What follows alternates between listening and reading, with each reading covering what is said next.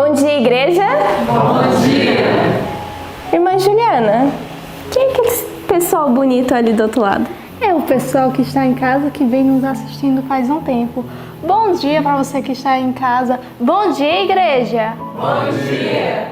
E eu tô muito feliz, Juju, porque hoje nós temos muitas bênçãos para contar pro pessoal aí de casa, Juju. Quer contar primeiro a sua? Tenho sim, irmã Jennifer. Teve 2 bênçãos que aconteceu em minha vida esse mês, aqui no evento que esteve na Escola de Profetas. Minha mãe e minha tia decidiram pelo batismo e se batizaram aqui. Mas eu também estou sabendo que você tem uma bênção para nos contar. Também tem uma grande bênção para contar aí pro pessoal de casa e para nossa igreja, que no final de novembro meu irmão vai estar aqui na escola sendo um missionário também para a honra e glória do Senhor. E eu quero fazer aí um apelo ao pessoal de casa. Você tem aceitado ao chamado do Senhor para a tua vida? Você tem entregado a tua vida ao Senhor porque Ele está te chamando para ser um missionário? A obra do nosso Deus precisa ser completada porque Ele virá e não tardará.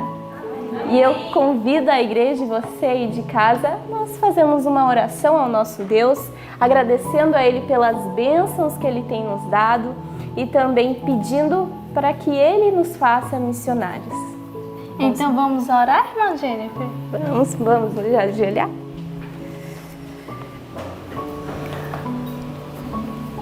Querido Deus e bom Pai, queremos, Senhor, louvar o Teu nome, porque o Senhor é um Deus que se preocupa conosco, que cuida de nós, que nos consola.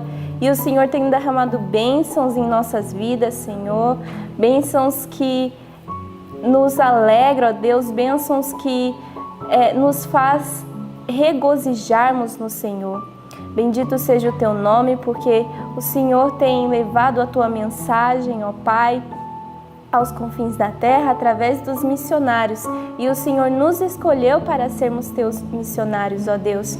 Por isso que eu peço que o Senhor faça cada um de nós, assim como estamos aqui na escola, mas também os que estão em casa, ó Deus, que façam eles missionários, para que a Sua mensagem seja levada, Senhor, a toda pessoa que carece de Ti, ó Deus. Em nome de Jesus, nos faça vencedores, ó Deus, dessa Tua obra, que possamos fazer de forma diligente, que possamos ser eficientes, Senhor, que possamos ser como Paulo, ó Deus, que possamos nos entregar completamente a Ti, ó Deus. Em nome de Jesus, amém. Amém. E agora, irmã Jennifer, iremos ficar com um momento não menos especial, um momento de louvor a Deus. Então, peço que vocês que estão em casa, juntamente com a gente aqui da igreja, louvemos o hino 234. O dia feliz.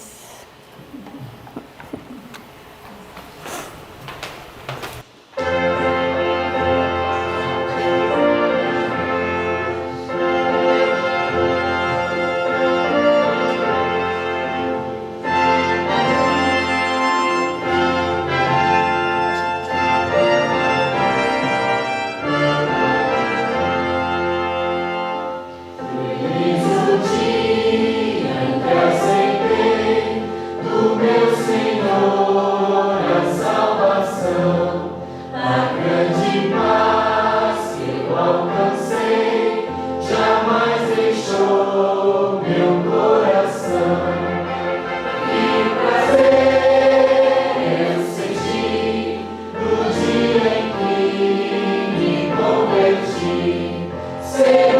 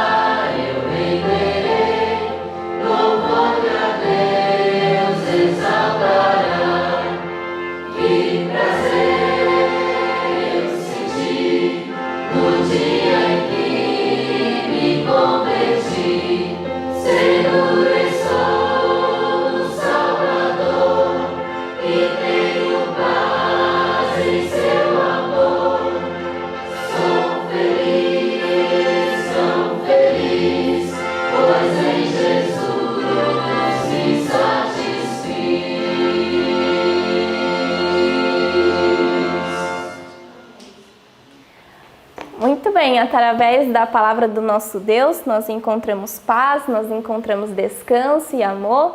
E Juju, me diz, o que momento é agora? Que momento nós estamos agora? Agora teremos um momento do nosso versinho, que tenho certeza que você que está em casa já decorou, porque você também treina todos os dias. Está lá em Apocalipse 3, do 10 ao 13. Isso mesmo. Irmã Jennifer, você pode contar para começarmos? Claro, no 3. 1, 2, 3. Apocalipse 3, do 10 ao 13. Como guardastes a palavra da minha paciência, também eu te guardarei da hora da tentação, que há de vir sobre todo o mundo, para tentar os que habitam na terra. Eis que venho sem demora. Guarda o que tens, para que ninguém tome a tua coroa. A quem vencer, eu farei coluna no templo do meu Deus, e dele nunca sairá. Escreverei sobre ele o nome do meu Deus, e o nome da cidade do meu Deus, a nova Jerusalém, que desce do céu, do meu Deus, e também o meu novo nome. Quem tem ouvidos, ouça o que o Espírito diz às igrejas. Apocalipse 3, do 10 ao 13. Apocalipse 3, do 10 ao 13. Como guardaste a palavra da minha paciência, também eu te guardarei da hora da tentação, que há de vir sobre todo o mundo, para tentar os que habitam na terra. Eis que venho sem demora. Guarda o que tens, para que ninguém tome a tua coroa. A quem vencer, eu farei coluna no templo do meu Deus, e dele nunca sairá.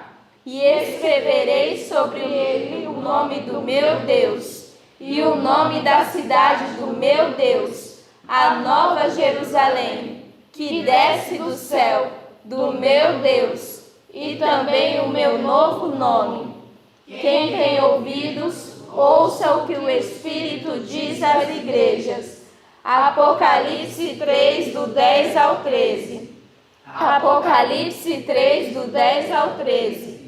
Como guardaste a palavra da minha paciência, também eu te guardarei da hora da tentação, que há de vir sobre todo o mundo, para tentar os que habitam na terra.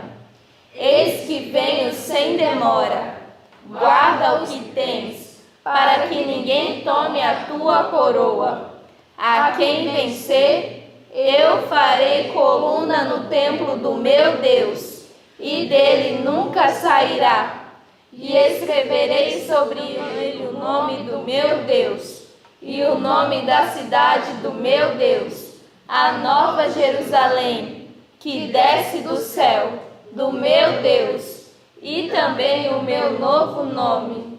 Quem tem ouvidos, ouça o que o Espírito diz às igrejas.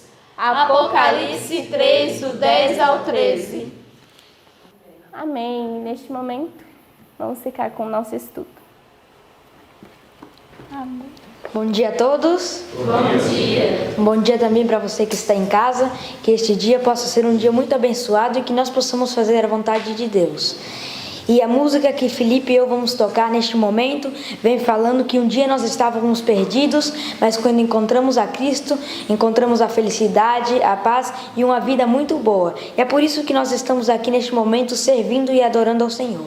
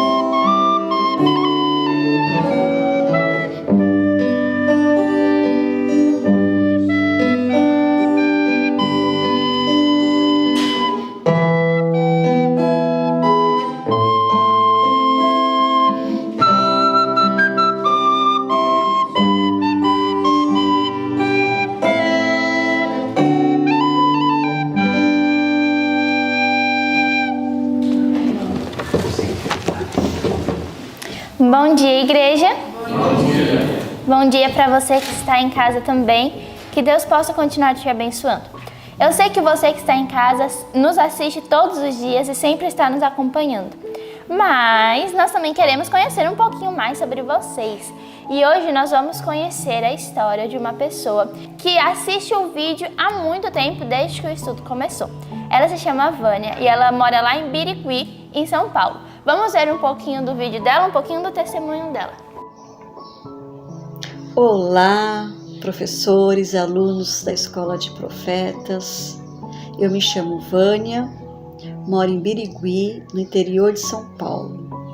E é um privilégio para mim poder estudar com vocês todos os dias a palavra do Senhor.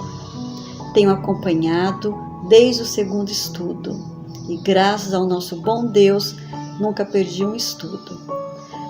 Junto com a palavra do Senhor e o espírito de profecia dos livros de Ellen White. E isso tem me fortalecido muito, muito, muito, vocês não têm ideia. Eu sou uma mãe que tem 2 filhos, um de 30 e um de 24. Os 2 nasceram na igreja, mas infelizmente estão fora do caminho do Senhor. E é muito triste para mim, mas eu não perco a esperança, não perco a fé. E ao estudar com vocês, além de ter aprendido a palavra do Senhor, Ele tem me dado alívio, tem me dado descanso, tem me dado mais esperança de um dia meus filhos estar comigo, fazendo o trabalho do Senhor. E eu agradeço por vocês. Se vocês soubessem o quanto eu amo vocês, vocês fazem parte da minha família, tá bom? Eu quero mandar um beijo para cada um. Quero que vocês tenham todas as bênçãos de Deus. E vamos continuar firme. Jesus está voltando. E logo, logo vamos estar todos juntos, sem nenhuma dor, sem nenhuma tristeza. Esta é a minha oração. Um beijo em cada coração. E obrigada por vocês fazerem parte todos os dias da minha vida. Um beijo bem grande. Ficam com Deus. Deus sempre tem dado oportunidade para todos e eu tenho certeza que você que está em casa também tem assistido esse ano bíblico todos os dias, tem um testemunho também do que Deus tem feito na sua vida e o que Deus tem feito na vida de tantas pessoas, que eu tenho certeza que você compartilhe esse vídeo e que você passe essas informações para outras pessoas. Nós vimos um testemunho de uma mãe que fala que esse ano bíblico trouxe conforto para o coração dela e que ela tem a certeza que um dia os filhos dela vão estar com ela de novo. E eu convido a você, se você tem algum testemunho, se você tem alguma parte, você acha que esse ano bíblico tem te impactado muito, que você possa nos enviar. Envie para o nosso contato um pequeno vídeo falando de como esse ano bíblico tem te ajudado. Bom dia, Joshua. Bom dia, tia Joana. Vamos dar um bom dia para a igreja? Bom dia, igreja. Bom dia. Bom dia também, você que está aí do outro lado, você que está nos assistindo. Que oportunidade que nós temos de abrir a palavra do Senhor e que alegria ter você aqui com a gente mais uma manhã. E hoje nós temos muita coisa para falar e a gente nem gosta de falar, né, Joshua? A gente fala bem pouco. Então, vamos ao estudo de hoje, que o nosso guia nos orientou a estudarmos Filipenses, não foi? Estudamos a carta toda de Filipenses. E o que mais que a gente estudou? Estudamos também o livro Atos dos Apóstolos, o capítulo 45, Carta de Roma. Carta de Roma. Que legal, né? Nós vamos ver aí o que o estudo quis nos trazer para aprendermos hoje. No que nós vemos, já estamos estudando há alguns dias, nós estamos na parte da vida de Paulo, que Paulo está preso, né? Ele está lá preso em Roma, mas, embora Paulo estivesse preso, o evangelho não estava. O evangelho estava se expandindo. De que maneira? As pessoas visitavam Paulo, as pessoas que queriam ouvi-lo, mas ele também escrevia. Ele escrevia as cartas, né, para as igrejas já instituídas por ele durante toda a sua vida. E lá em Roma, ele escreveu a carta aos Efésios, a carta a Colossenses, a Filipenses, que foi a que a gente estudou hoje. Também escreveu a Filemon, que foi a que a gente estudou esses dias, né? Eu acredito que foi ontem que a gente estudou sobre Filemon, foi alguns dias atrás. E aí, uma das últimas cartas que ele escreveu, que foi a Timóteo. Então ele escreveu várias cartas enquanto ele estava preso. E nessas cartas nós temos muitas orientações que servem para nós como povo hoje. São orientações muito valiosas. E aqui, no capítulo 45, Joshua, do Atos dos Apóstolos, diz logo no início, aqui eu quero destacar com você na página 470, com o último parágrafo que começa essas mensagens escritas, diz assim que essas mensagens escritas, não com o poder do homem, mas de Deus, contêm lições que devem ser estudadas por todos. Então, as cartas que Paulo escreveu possuem lições que devem ser estudadas por todos e que podem, com proveito, ser muitas vezes repetidas. Nela é esboçada a piedade prática, são assentados princípios que devem ser seguidos em todas as igrejas e é esclarecido o caminho que leva à vida eterna. Veja a importância de estudarmos as cartas de Paulo. Aqui ele expressou a piedade prática, como é que se vive um cristão na prática. E essas orientações servem como princípios para orientar e guiar todas as igrejas. Como é importante nós pararmos um tempinho para lermos essas cartas. E nós podemos ter, Joshua, total confiança no que está escrito, no que Paulo escreveu. Sabe por quê? Porque ele mesmo disse, eu não escrevo de mim mesmo e não fui ensinado por homem nenhum, mas fui ensinado por quem? Por Deus. E é justamente isso que você vai destacar agora, né? Que você vai explicar para a gente de quem Paulo recebeu esse evangelho. Sim, então Paulo ele recebeu o evangelho de Deus. E ele também não poderia falar de tudo que Deus tinha revelado para ele, porque tinha muitas pessoas que não entendiam as palavras, o que Deus tinha falado.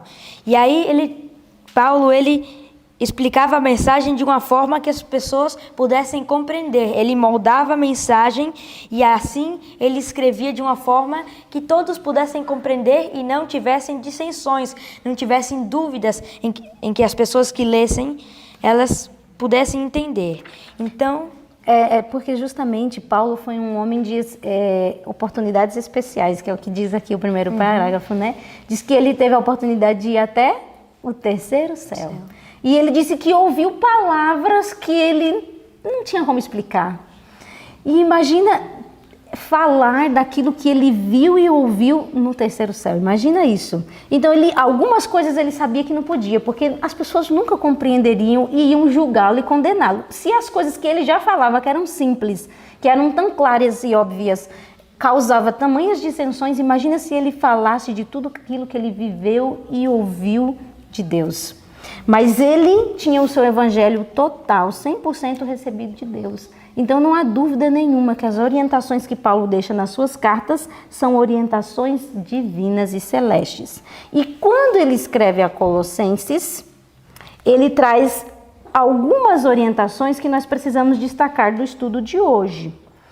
Observe que a igreja que foi instituída lá em Colosso era uma igreja que enfrentava algumas lutas com o paganismo. Então, os crentes de lá tinham muitas lutas com filosofias, espiritismo e todas essas coisas. Então, ele começou a escrever sobre Cristo. Eu achei isso muito extraordinário, porque pensa só, a carta de Colossenses é uma carta que fala muito sobre Jesus, fala muito sobre a posição de Cristo. E ele começa a dar algumas orientações ao povo de Colosso sobre realmente como eles deveriam enxergar o Filho de Deus.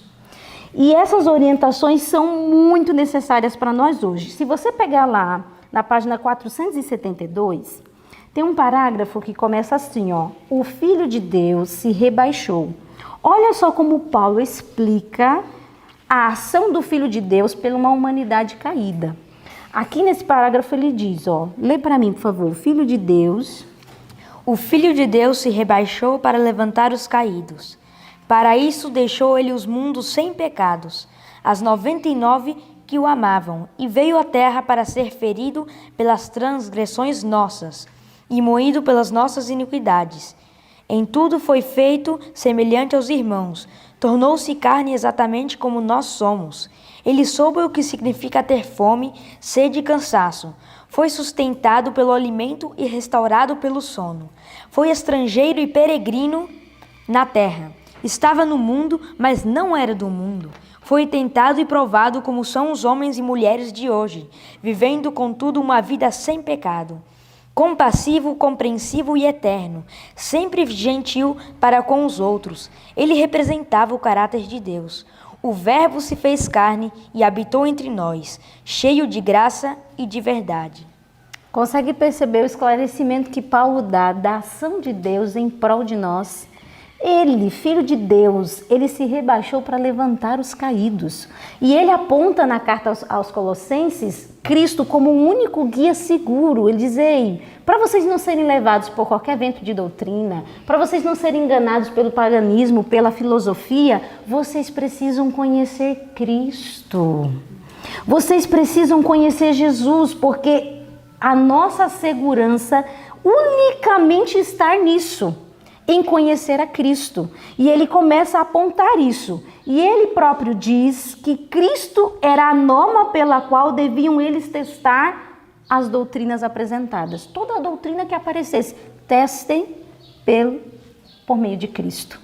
E aqui, no próximo parágrafo que eu quero destacar, na página 475, fala justamente disso que nós estamos falando, que diz que o conhecimento de Deus, é assim que começa o parágrafo, o conhecimento de Deus como revelado em Cristo é o conhecimento que precisam ter todos os salvos. É o conhecimento que atua a transformação do caráter. Recebido na vida, criará um novo ser, a imagem de Cristo. É o conhecimento além do qual tudo é vaidade e nulidade, e o qual Deus convida seus filhos a receber. Me diga se nós não precisamos disso hoje. Paulo deixou claro, você quer realmente encontrar o sentido da tua vida? Conhece Jesus. E quando você conhecer a Jesus, não vai ter falsos ensinadores, doutrinas, não vai ter nada que te tire do caminho, porque você conheceu a verdade. E a verdade, ela faz você permanecer firme até o fim. Você gostaria de destacar alguns pontos dessa parte de Colossenses? Sim, eu queria destacar aqui que vem falando que para que os crentes lá de Colossos, para que eles não se desviassem, eles precisariam de ter um único guia seguro, que era Cristo. Eles não deveriam se desviar para as coisas do mundo, para as outras doutrinas. Eles deveriam ter o guia em Cristo. E também eles precisariam estar unidos, porque a união é algo muito importante. Como diz, que a união faz a força. E por isso que eles precisavam estar juntos, buscando a Deus cada vez mais e se aprofundando no Evangelho. E também nós vemos que eles deveriam se arraigar e estar arraizados em Cristo e crescer cada vez mais. Interessante, Joshua, porque será que nos dias de hoje nós enfrentaremos o que o povo de Colosso enfrentou? Porque, veja só, eles tiveram que lutar com paganismo, com filosofia, com espiritismo, com falsos enganadores. Será que nos dias de hoje nós também não vamos ter que enfrentar tais situações? Sim. Tá cheio no mundo. Ou para onde você olha, você vê espiritismo, não é não? Falsas doutrinas, se você ligar a televisão, o que você mais vê? Pessoas pregando a Bíblia, mas completamente distorcida. E você vai ter que ter tanto discernimento para olhar uma coisa e dizer assim, opa, isso não veio de Deus. Isso aqui não foi Cristo que ensinou. Quanto discernimento nós vamos precisar? E a nossa única segurança está nisso que você acabou de falar. Se nós tivermos Cristo como nosso guia, aí nós não teremos nenhuma dúvida. Por que Paulo não tinha dúvida daquilo que ele ensinava? A ponto dele dizer assim, ei, se até um anjo vier para você e pregar uma coisa diferente do que eu falei, é anátema, é maldição. Por que ele tinha tanta certeza? Porque ele aprendeu do trono de Deus. Ele não tinha dúvida nenhuma daquilo que ele ensinava, porque ele tinha recebido do Senhor Jesus. Então ele não tinha dúvida, era muito claro na cabeça dele. Por isso que ele lutava com todas as suas forças. E também, como diz aqui, diz que a única regra certa e segura é fazer o que Deus diz. E ele estudava os preceitos de Deus, e também é muito importante usar a palavra de Deus, porque diz assim que os apóstolos eles enfrentavam as falsas teorias de seu tempo, dizendo que estava escrito na Bíblia. Isso é muito importante. E sabe o que é interessante a gente observar também? Que quando você conhece Jesus, esse conhecimento gera em você uma transformação. É impossível você se encontrar com Jesus verdadeiramente e você não ser transformado, impactado, ser tocado profundamente, dizer assim, eu quero ser diferente, eu quero ser igual a esse Jesus. Foram isso que os discípulos experimentaram, os apóstolos, e é justamente isso que a Neuzi vai explicar para a gente agora. Vamos ouvir o comentário da Neuzi? Bom dia, professora Jana, bom dia, Joshua, bom dia, pessoal de casa. Me chamou muita atenção aqui, porque no parágrafo que eu vou ler, 476 é a página, que começa se alguém está em Cristo. Se alguém está em Cristo é nova criatura, as coisas velhas já se passaram, e eis que tudo se fez novo. Então, muitas vezes nós queremos ver milagres acontecer, e a gente busca milagres de Deus, mas aqui mostra que o maior milagre é o poder de Deus através da nossa vida, através da nossa transformação. Como a senhora falou, é impossível ter um encontro com Cristo e permanecer do jeito que está. Foi isso que aconteceu com Paulo quando ele encontrou ele no caminho de Damasco. Paulo estava indo a uma missão e voltou totalmente transformado a viver outra missão, que era o que Cristo queria. Então aqui fala o seguinte: mediante o poder de Cristo, homens e mulheres têm quebrado a cadeia do hábito pecaminoso, têm renunciado ao egoísmo, o profano tem se tornado reverente, o bêbado, sóbrio, o pervertido, puro. Pessoas que tinham semelhança de Satanás, isso chama muita atenção, pessoas que tinham semelhança de Satanás transformaram-se na imagem de Deus. Glória a Deus por isso. Essa transformação em si é o milagre dos milagres. O maior milagre de Deus é transformar a nossa vida, porque o Espírito Santo tem que nos convencer que estamos errados e tem que nos convencer que precisamos de mudança, que precisamos de Jesus. Quando isso acontece em nossa vida e nós cremos na palavra, que ela tem poder de nos mudar e nos transformar, milagres acontecem. Aí sim, o maior milagre acontece. Porque nós aprendemos, Paulo deixou maravilhas essas cartas, nós aprendemos que através de Jesus, ele é a única pessoa que pode nos mudar. E quando Paulo diz em Filipenses 4,13, posso todas as coisas naquele que me fortalece, ele está dizendo, ei, tudo é possível em Jesus. Amém. Você não consegue, você não larga o vício, você não deixa de ser quem você é. Mas tudo nós podemos em Jesus, porque Ele venceu por nós e Ele está disposto a vencer a nossa vida se nós aceitarmos, cremos na Sua palavra e aceitarmos a viver de acordo com a vontade dEle. Não o podemos compreender, somente podemos crer. Nós não compreendemos o milagre, mas nós precisamos crer, conforme declara as Escrituras, que é Cristo em vós a esperança da glória. Que Deus nos ajude a vivermos e a crer na palavra do Senhor para ser transformado todos os dias. Glória a Deus, Neuzi. É verdade mesmo. Que poder é esse que há em Cristo, que transforma qualquer criatura?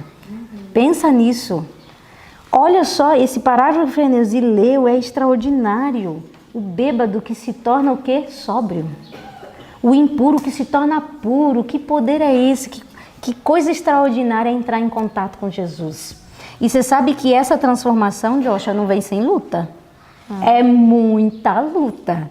E é justamente isso que você vai explicar pra gente, né? Isso mesmo, nós devemos cada dia como cristãos crescer mais, buscar mais da palavra. E nós também temos nossos hábitos velhos, as tendências hereditárias. E nós devemos sempre estar lutando contra elas, porque elas não vão embora. Mas quando nós lutamos e nós vencemos, aí sim nós vamos conseguindo cada vez mais ir em frente, avançando. Por isso que nós como cristãos não devemos cruzar os braços, devemos sempre crescer. Renovar a nossa consagração a cada dia. Isso é o mais importante. Devemos cada dia renovar a nossa consagração com Deus. Se você quer ver mudança na sua vida, abra a Bíblia. Abra a Bíblia, estude a palavra de Deus. Eu não estou falando de você abrir a Bíblia e depois e ler. Estou falando para você abrir a Bíblia e meditar mesmo e pedir a Deus essa renovação que tem que acontecer a cada manhã, a cada dia. Uma renovação da sua consagração. É impossível. Você lê, pedir a Deus transformação. Deus vai ouvir, Deus vai atender. E os velhos hábitos, as tendências vão ser todas solapadas pelo poder de Cristo, para a glória dele. E quando o cristão ele vivencia isso, o estudo de hoje disse que começa a haver uma mudança na pessoa. A pessoa começa a se apresentar, sabe como? Aqui na página 477, lá no último parágrafo, diz que a carta aos Colossenses está repleta de lições. E um pouco mais para frente, diz assim, ó: renunciando a tudo que poderia impedi-lo de progredir em direção ao alto ou levar a desviar os pés de alguém como do caminho estreito, o crente revelará na sua vida o quê? Na sua vida diária, ó, misericórdia, bondade, humildade, mansidão, longanimidade e o amor de Cristo. O poder de uma vida mais alta, mais pura e mais nobre é a nossa grande necessidade. E isso só se é conseguido como? Como que a gente acabou de falar, com consagração diária, com busca de Deus, uma renovação, com apego de Cristo. E mais aqui no parágrafo que eu estava lendo diz: a perfeição moral e espiritual mediante a graça e o poder de Cristo é prometida a todos. Isso inclui a mim, a você aí de casa, inclui a igreja. É possível, porque isso é uma promessa de Cristo para nós. E isso vai precisar do quê? Oração, vigilância, conhecimento de Jesus. Não é isso? Agora, a gente entra na parte da carta aos Filipenses, né? A gente já falou das orientações que Paulo trouxe aos Colossenses. Agora vamos falar das orientações que Paulo trouxe ao povo de Filipe. E aqui eu acho extraordinário isso. Pensa só, Joshua, o que você faria? Olha só, vou pegar o Joshua agora. O que você faria se você fosse um velhinho, que já não enxergasse direito, fosse debilitado, tivesse preso, o que você faria? Não sabe? Boa pergunta, né? Alguns ficariam sentados, chorando e lamentando, ou reclamando de Deus, dizendo: olha só, trabalhei minha vida inteira para Jesus, e olha só como eu finalizei a minha vida, preso, as pessoas duvidando de mim, falando mal de mim. Muitas pessoas fariam isso. E eu oro a Deus para que eu não tomasse essa posição, porque a gente às vezes não se conhece, né? Aí quando chega no momento, faz o quê? Reclama e murmura. Mas Paulo agiu diferente. Paulo, quando escreve a Filipe, acha isso extraordinário. Paulo não escreve uma carta escrevendo e relatando as dificuldades da sua história e da sua vida. Olha, gente, a miséria em qual eu fui enfiado. Não, pelo contrário. Filipenses é conhecido como a carta da alegria. Porque se você pegar lá em Filipenses capítulo 4, verso 4, ele diz o que para o povo de Filipe? Olha só, verso 4. Regozijai-vos sempre no Senhor. Outra vez vos digo, regozijai-vos. Você acha que Paulo escreveu isso chorando? Fica aí alegre porque eu estou aqui numa miséria sem fim? Não, é porque essa alegria verdadeiramente estava dentro de Paulo. Ele dizia, ei, eu estou aqui preso, mas eu estou muito feliz. Porque sabe o quê? Filipenses, isso aqui é extraordinário. Filipenses capítulo 1, verso 29. Que legal isso aqui. Olha, verso 29. Ele diz, porque a vós vos foi concedido em relação a Cristo, não somente crer nele, como também padecer por ele. Ei, povo de Filipe, eu estou muito feliz, porque Deus me deu o privilégio de padecer por ele. Me deu o privilégio de padecer. E que alegria estar vivendo esse momento por Jesus. Eu estou aqui preso por Jesus. E aí, imagina isso, Filipenses, o povo de Filipe recebendo isso e pensando assim, nossa, que extraordinário. O testemunho da vida de Paulo é muito impactante. E ele não estava triste, porque não eram as circunstâncias que moldavam Paulo. Nós lemos alguns dias atrás, Joshua, que Satanás tem maior poder sobre aquelas pessoas que andam desanimadas. Se você abriga o desânimo dentro do seu coração, Satanás tem mais poder para te vencer. E Paulo não permitia isso, ele jogava o desânimo aonde? No lixo. Dizia, sai daqui, arreda, né? E ele era feliz, vivia feliz, porque ele vivia por causa de quê mesmo?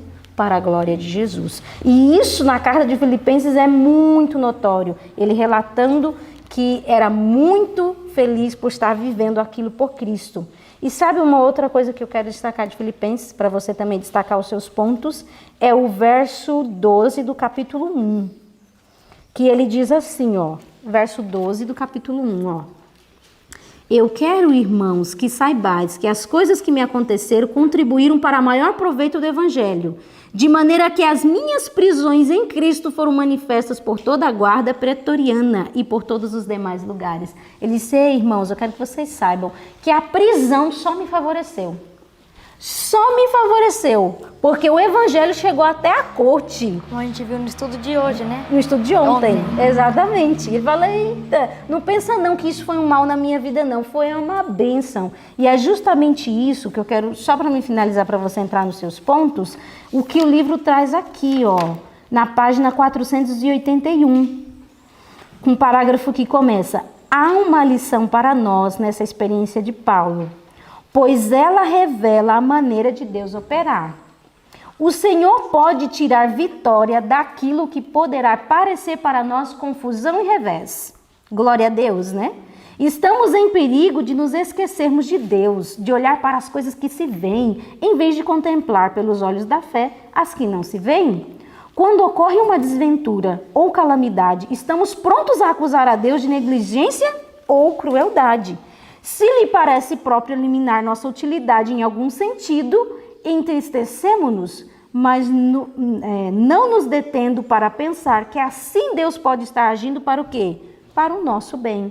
Necessitamos aprender que a correção é uma parte de seu grande plano e que sob a aflição pode o cristão algumas vezes fazer mais pelo mestre do que quando empenhado em serviço ativo.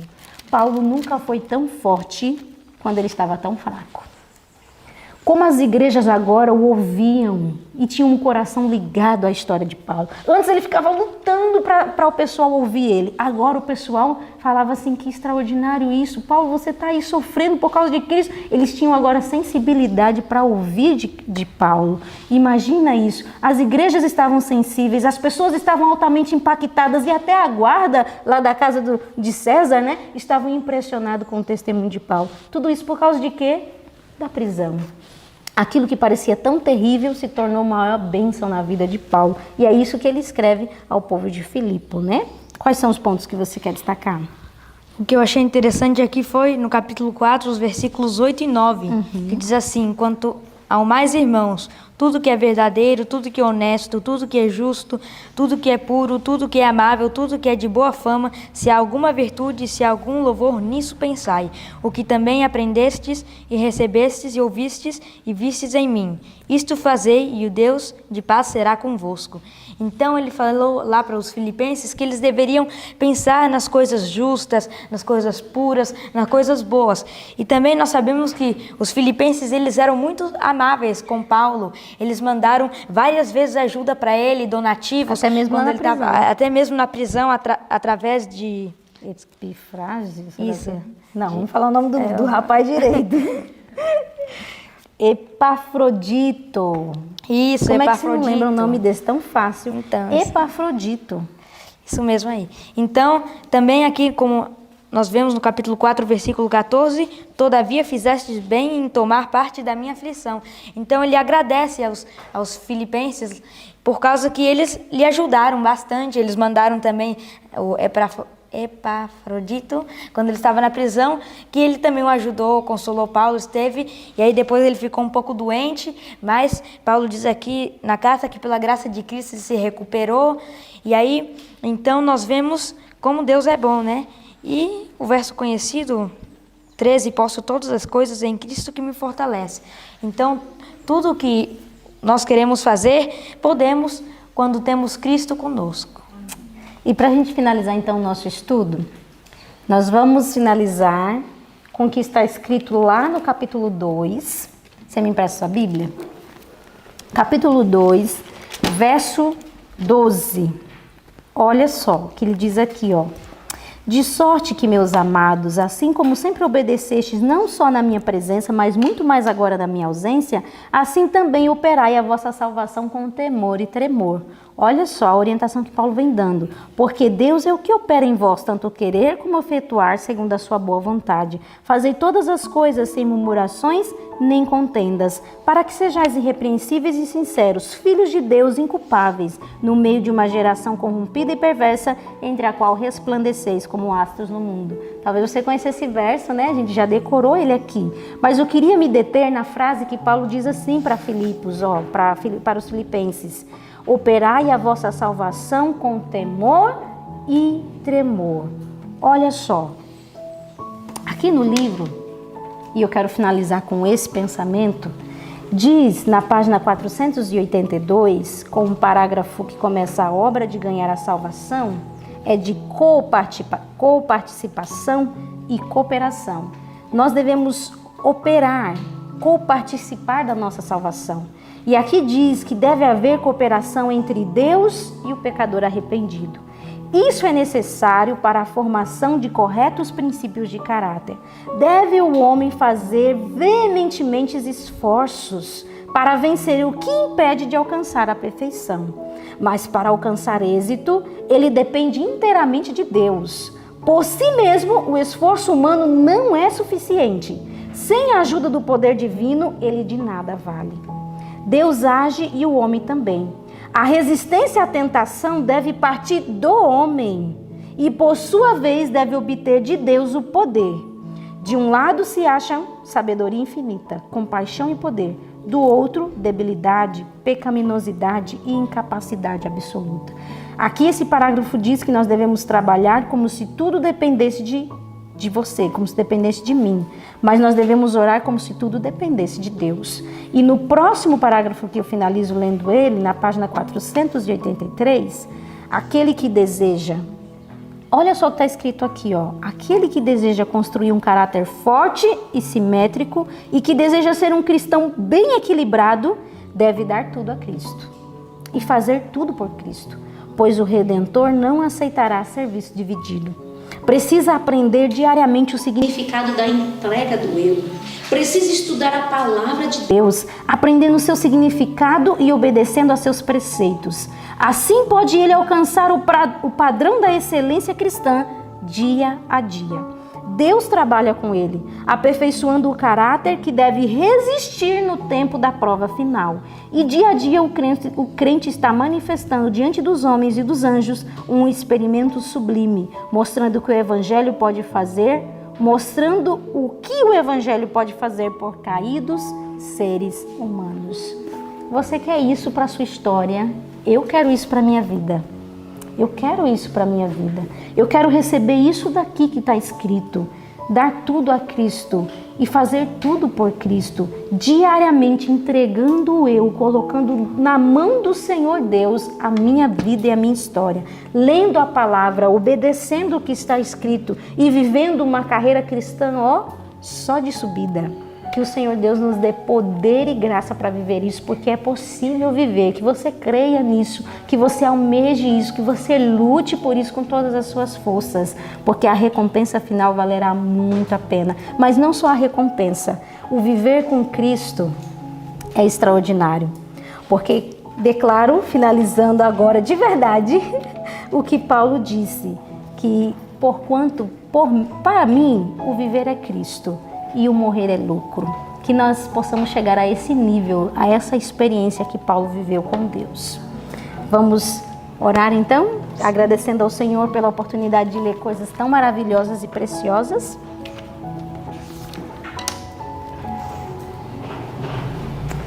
Você faz a oração? Sim. Ótimo. Querido Deus, te agradeço por este momento que tivemos de estudo, pelo ano bíblico, Senhor, e te agradeço por tudo que estudamos.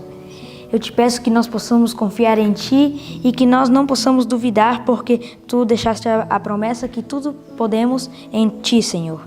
Que o Senhor abençoe o pessoal de casa, esteja com eles e que possamos cada vez alcançar um caráter mais perfeito, Senhor. Que o Senhor nos abençoe neste dia e que possamos neste dia andar contigo, igual Enoque como andava. Que nós também possamos nos entregar totalmente e não perder as oportunidades, porque o Senhor nos dá muitas oportunidades. Que nós possamos também levar mais pessoas a Cristo e não nos desanimar em momentos que estejamos passando por dificuldades, porque nós sabemos que Cristo estará conosco. Que o Senhor nos dê um bom dia, em nome de Jesus. Amém. Então, foi muito bom ter você conosco. Amanhã nós vamos estudar algo extraordinário, né, Joshua? Nós vamos estudar Paulo em liberdade. Como é que será isso? Será que agora Paulo vai ser liberto e agora vai alavancar o Evangelho do Senhor Deus? Assista amanhã, não perca, nós te esperamos. Tchau, tchau.